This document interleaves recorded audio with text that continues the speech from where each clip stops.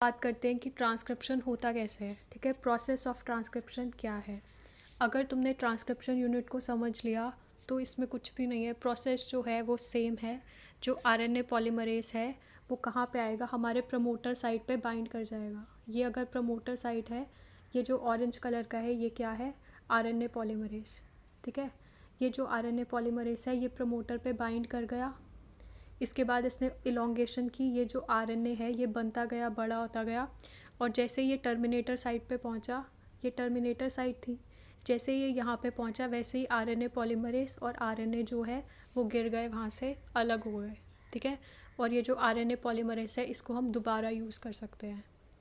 लेकिन इसमें एक कॉम्प्लेक्शन है। सबसे पहले इसमें आरएनए पॉलीमरेज चाहिए। 3 कंपोनेंट्स हैं हमारे ट्रांसक्रिप्शन के प्रोसेस के।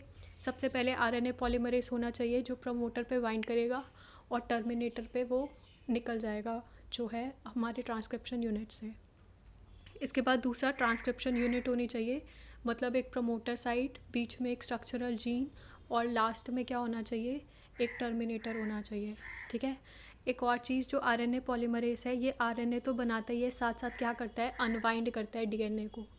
जैसे हमने देखा था जो हमारी रेप्लिकेशन थी उसमें अनवाइंडिंग के लिए क्या होता था, डीएनए हेलिकेस होता था और कभी कभी वो खुद ही जो है थोड़ा थोड़ा अनवाइंड करता रहता था। यहाँ पे क्या है, अनवाइंडिंग के लिए हमारे पास आरएनए पॉलीमरेज है, यही अनवाइंड करता रहता है उसको। ठीक है, इसके बाद इसमें फैक्टर्स होने चाहिए 2। आरएनए पॉलीमरेज को कैसे पता कि उसको कब बाइंड करना है, कब निकलना है। ठीक है, उसके पास भी तो एक स्विच ऑफ और स्विच ऑन बटन होना चाहिए। ये थोड़ा कि वो पूरे दिन बस यही करता रहेगा। तो इसके 2 फैक्टर्स होते हैं, एक सिग्मा फैक्टर और एक रो फैक्टर। ठीक है, जब भी आरएनए पॉलीमरेज से सिग्मा फैक्टर बाइंड करेगा, आरएनए पॉलीमरेज में सिग्मा फैक्टर जब भी बाइंड करेगा तो इसको पता चल जाएगा कि मुझे अभी प्रमोटर साइट पे जाकर बाइंड करना है।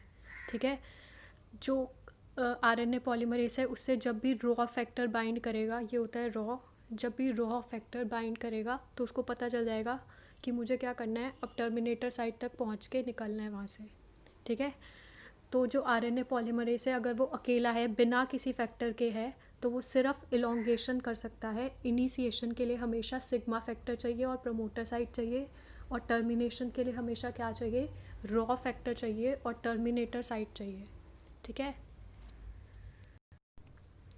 अब इसके बाद हम देखते हैं एक बहुत इम्पॉर्टेंट टॉपिक कि जो प्रोकैरियोट्स हैं और जो प्रोकैरियोट्स और जो मोनोकैरियोट्स हैं उन दोनों में क्या डिफरेंस है।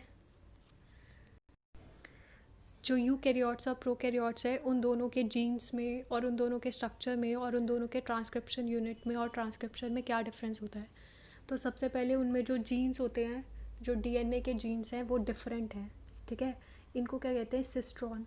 सिस्ट्रॉन क्या होता है, सिस्ट्रॉन एक डीएनए है जो कि आगे जाके प्रोटीन बनाएगा, पहले आरएनए बनाएगा फिर प्रोटीन बनाएगा। तो जो भी मेन जीन है जो आगे प्रोटीन बनाने का काम करेगा उसको क्या बोलेंगे, सिस्ट्रॉन। तो हमारा जो प्रोकैरियोट है और जो हमारा यूकैरियोट है उन दोनों में अलग अलग टाइप की सिस्ट्रॉनिक कॉन्फ़िगरेशन होती है। जो हमारा यूकैरियोट है वो क्या है, मोनोसिस्ट्रॉनिक है। मोनोसिस्ट्रॉनिक का क्या मतलब है, इसके पास एक ही जीन है जो एक ही प्रोटीन बनाएगा, इसमें कोई भी कॉम्प्लेक्सिटी नहीं है। अगर कि कोई भी प्रोटीन है, हमें पता है कि इंसुलिन का प्रोटीन है या कैरेटिन है या कोई भी XYZ प्रोटीन है, तो हमें पता है कि उसका एक ही जीन होगा, उससे एक ही प्रोटीन बनेगा। ठीक है, वो यूकैरियोट है। बैक्टीरिया में क्या होता है, पॉलीसिस्ट्रॉनिक होता है। पॉलीसिस्ट्रॉनिक मतलब बहुत सारे जीन्स होंगे जो अलग अलग प्रोटीन बनाते रहेंगे, कभी एक साथ बनाते रहेंगे, कभी अलग अलग बनाते रहेंगे। ऐसा क्यों होगा, क्योंकि बैक्टीरिया में कोई न्यूक्लियस नहीं होता। ठीक है, तो उसमें जो रेप्लिकेशन है और जो ट्रांसक्रिप्शन है वो एक साथ ही होता रहता है। ये नहीं है कि जब रेप्लिकेशन ख़त्म होगा तभी ट्रांसक्रिप्शन शुरू होगा। जहाँ रेप्लिकेशन हो रहा है वहीं पे ट्रांसक्रिप्शन हो रहा है, क्योंकि कोई न्यूक्लियस नहीं है। ये नहीं है कि रेप्लिकेशन जो है वो न्यूक्लियस में ही होगा और साइटोप्लाज्म में जाकर ट्रांसक्रिप्शन होगा जब वो पूरा बन जाएगा। तो दोनों साथ साथ होते रहते हैं क्योंकि कोई कंपार्टमेंटलाइजेशन नहीं है। इसलिए क्या होता है, पॉलीसिस्ट्रॉनिक होता है।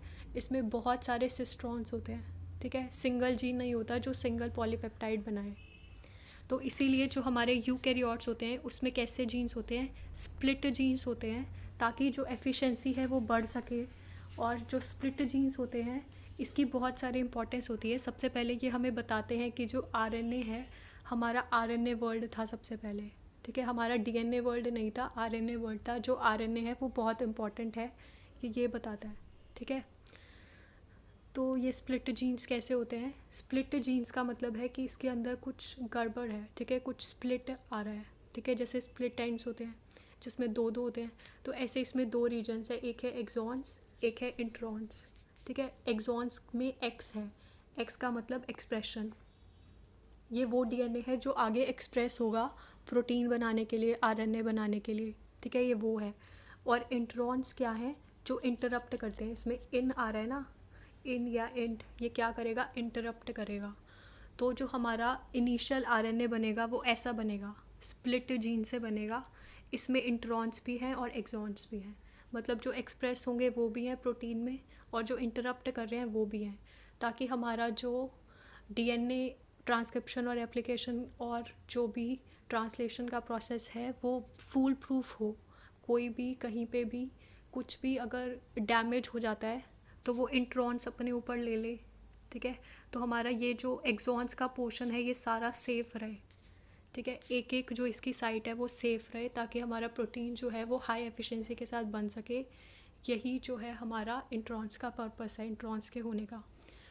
तो जो आरएनए जब बनता है, प्रिकर्सर आरएनए, जब जो आरएनए पॉलीमरेज है आरएनए बनाता है ट्रांसक्रिप्शन यूनिट से, तो वो ऐसा बनाता है स्प्लिट जीन के फॉर्म में।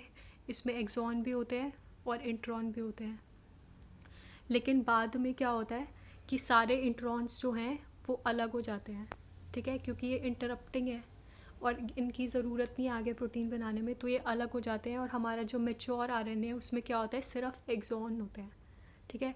तो स्प्लिट जीन क्या होते हैं? जिसके अंदर एक्सॉन्स और इंट्रॉन्स दो टाइप के रीजन्स होते हैं, और जो मेच्योर आरएनए होता है उसके अंदर सिर्फ एक्सॉन्स बनते हैं ताकि वो प्रोटीन्स में एक्सप्रेस हो सके, आगे जो है हमारा फाइनल प्रोटीन बना सके। इंट्रॉन्स जो हैं वो हट जाते हैं, ठीक है।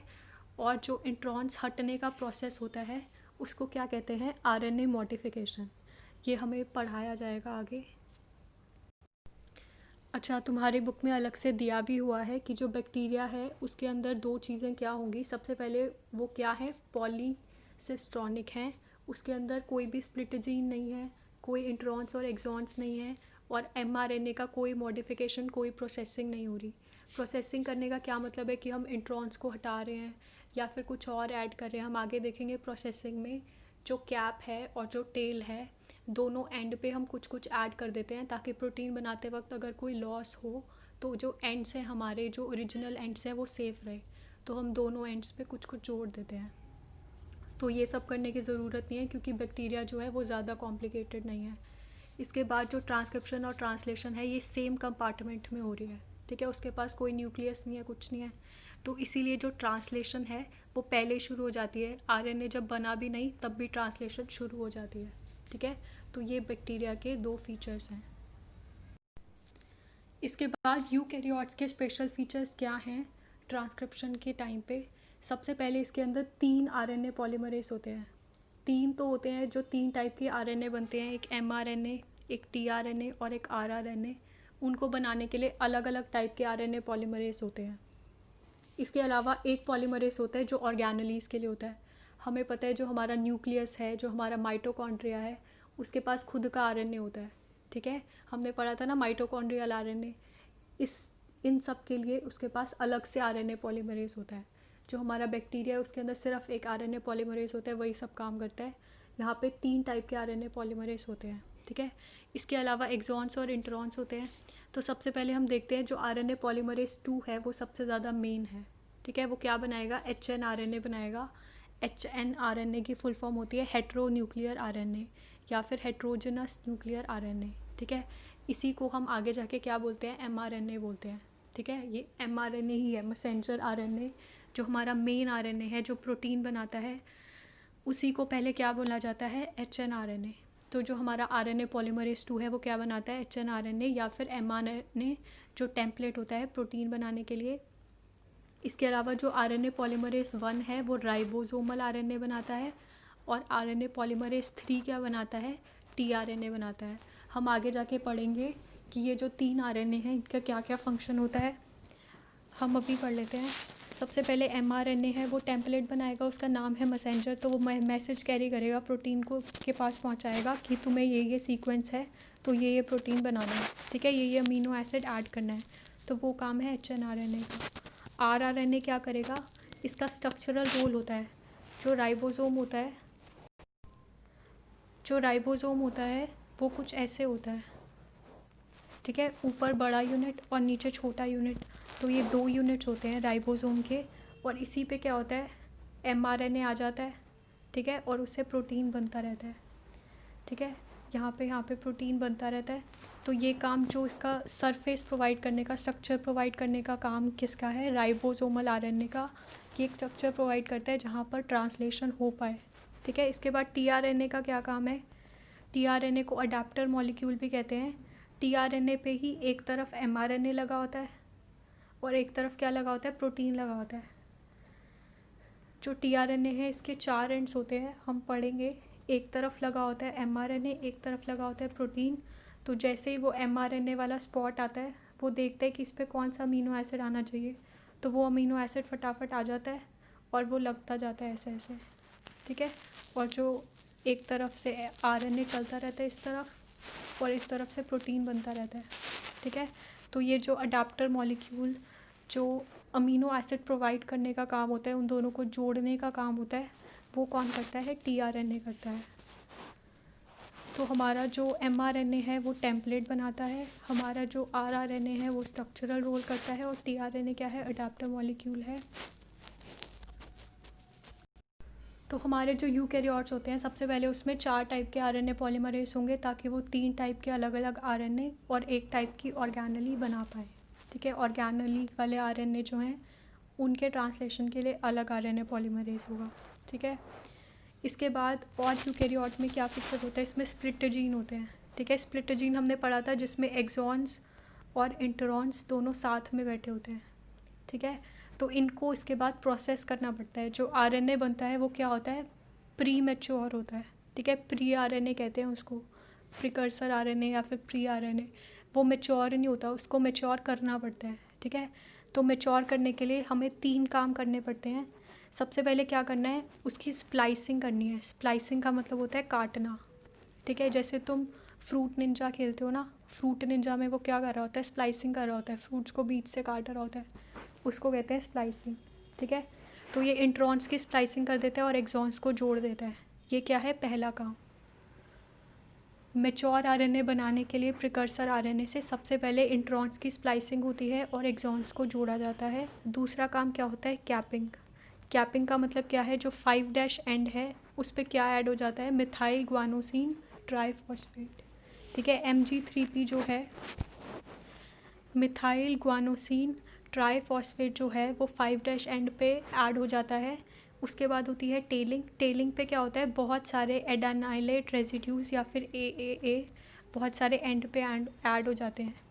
तो ऐसा क्यों किया जाता है, मैच्योर आरएनए बनाने के लिए ये सब क्यों किया जाता है, ताकि जो उसका एंड है उस पर कोई और एंजाइम या फिर कोई और चीज़ आकर डैमेज ना कर दे। अगर वो डैमेज करे तो ये जो है मिथाइल ग्वानोसिन और एडिनाइलेट, इन पे डैमेज हो, जो हमारा बीच में मैच्योर आरएनए है वो बचा रहे, ठीक है। तो ये 3 काम होते हैं। सबसे पहले जो एक्सॉन्स हैं उनको जोड़ा जाता है, इंट्रॉन्स को स्प्लाइस किया जाता है। दूसरे में कैपिंग होती है मिथाइल ग्वानोसिन ट्राइफॉस्फेट की, ठीक है। और तीसरे में क्या होता है, टेलिंग होती है। टेल मतलब 3' एंड पे 200 या 300 एडेनाइलेट रेजिड्यूज ऐड किए जाते हैं।